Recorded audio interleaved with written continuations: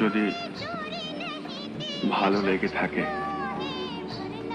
মুখ ফুটে তা প্রকাশ করো না। কেন? আজ যা ভালো লাগছে হয়তো কাল তা নাও লাগতে পারে। যখন জানতে পারবে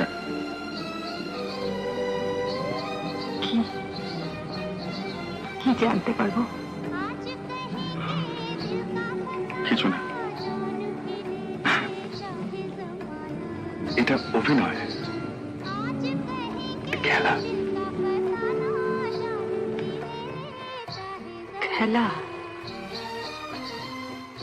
অভিনয়? কিন্তু